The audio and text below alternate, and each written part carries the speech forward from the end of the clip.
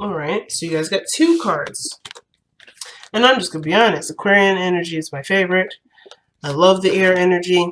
So any cross watchers are watching, like, you need to pull multiple cards for Aquarius. First of all, I didn't probably do it because there was too many, and usually when these cards fall out, they come in clusters. So I'd only pick one out of that cluster, if it's especially the one that's on the top, and if the other ones are not being seen, I'll take those. And 2, I didn't pick these cards. Okay, I did not pick these cards. These cards fell out, and you saw it. So I'm not even trying to try it. So people in the description box or the comment section, if y'all want to complain about Aquarius getting 2 cards, talk to the universe because I didn't do this. So anyway, I ain't taking responsibility. Typically, I take personal responsibility. Right now, I'm not taking it. And even if I did, I like Aquarian energy. They may need some extra advice. That's okay. Everybody's got a little bit of Aquarian in them, so this may apply to you too, based off of where your placements are. So just be quiet and just appreciate this reading if you have something that is correlating to Aquarian energy. Now, enough of that BS and going all over the place. Let's get on to your section here. Get on to this reading here. You got Black Moon Lilith here, which has mystery at the very end here, and then you have South Node, which is life's debts. So biggest thing, this could have a lot to do with not only sexual energy, but also maybe some things that about your past that you may, or dark part of you that you're coming to understand. And this is you're coming through understanding this part of you, this dark energy about you. This dark energy is not bad energy. It's just an energy where it definitely needs it needs compassion. It's where our morals and beliefs come from. Like a lot of the structure of who we are, it has 50% dark and 50% light. And I think you're coming to an awareness of your dark energy or your mystical portion of yourself, Aquarius. Sexual energy too, as well as your feminine energy here too. Like you're becoming very aware of this energy, and it's through your karmic debts or perhaps your South Node, where you're comfortable or who you are or where you're home. Now, this could indicate the transit South Node, which right now the South Node is in Capricorn. So life's debts right now, what we're doing, especially with Pluto and Saturn, is we're working through a lot of our, or maybe a lot of debts that we may have in power, or where we may feel like we may not be very powerful in, and there could be something regarding that with Pluto and Saturn in Capricorn right now, while the North Node is in Cancer, which automatically will put the South Node in Capricorn, or it could be your own personal South Node. Now, everyone's is different, and that's why I have the link in the description box. It's a trusted site, and I love them, so go ahead and check those out if you haven't. But I feel like the way that you're going to figure out what your South Node is, well, of course, it's going to be through that chart, but I feel like whatever your karmic debts are, or whatever your South Node is, it's going to be connected with with your dark side. Okay, and I'm not trying to say that you're tapping into your dark energy and being bad with it or whatever. I am saying that there's something connecting you Lilith wise with your karmic debt. Now, this could have to do with sexual energy and maybe some sexual traumas here, or this situation has to do with maybe how your life has been playing out, maybe some things that are consistent about how you are. Maybe you feel like, maybe if some of you guys, and it's not even a ploy, perhaps it's not, maybe you're not feeling like you're understood or you're seeing very clearly, and it may be that you're the dark side of you, or there's something that Lilith is in something that would reflect intelligence or isolation. Maybe you've been seen as someone that may not fit in very well, and therefore you're living that out. Or you're understanding why you're either not understood or so forth, right? There's something here regarding, Lilith energy with the South Node, with your karmic debt. And so let's see what the comparisons are. Let's see what the reading has to say with these 2 cards here. Very interesting starting out with those 2. All right.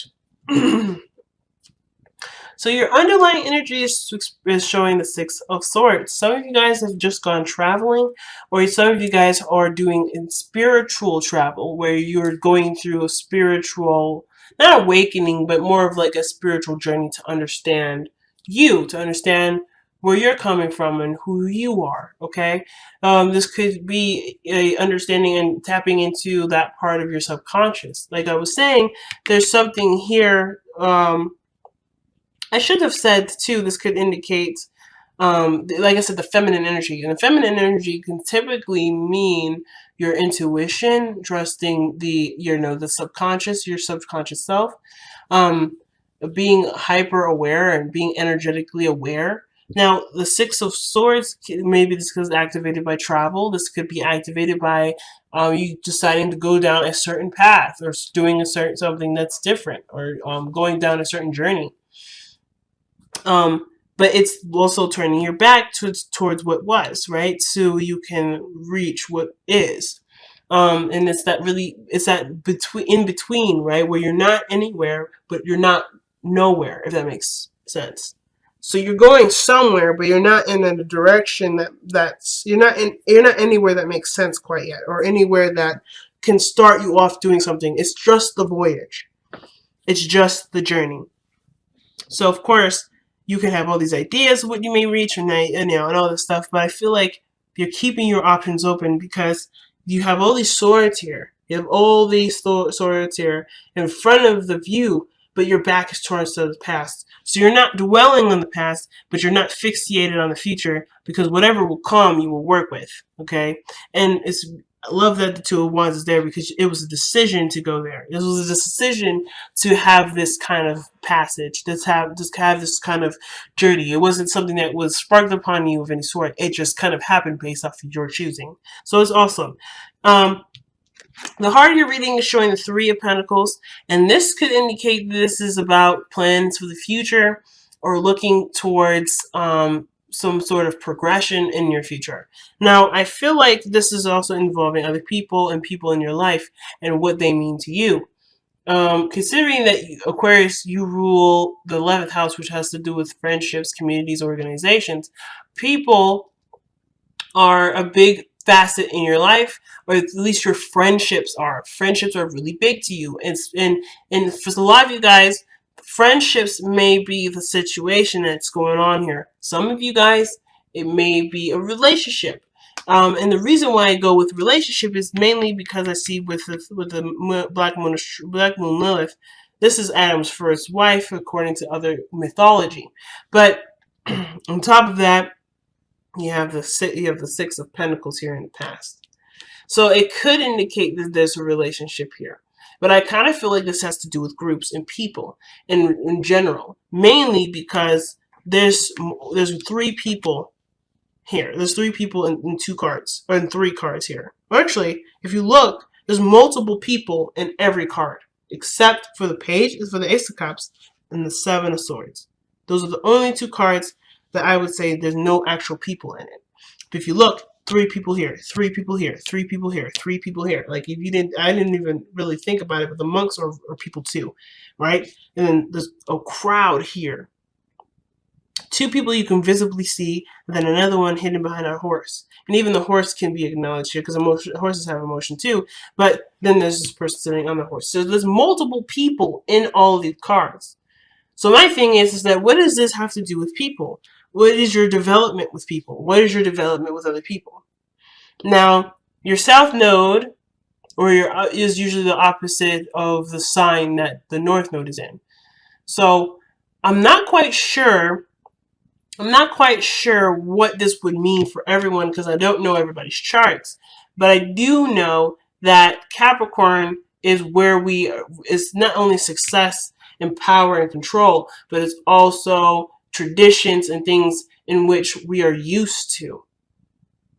And I feel like right now you're aware of what you're used to and you're breaking out of this. You're breaking out of the traditions, right? You're cleaning up karmic debt by no longer being in debt, by no longer having that sort of mentality that if you're in debt, there's no fixing it. You're going to do something different to clear karmic stuff. Now, this doesn't have to be karmic stuff, too. It could just be old ways of living, old ways of being that you find to be not necessarily benefiting you.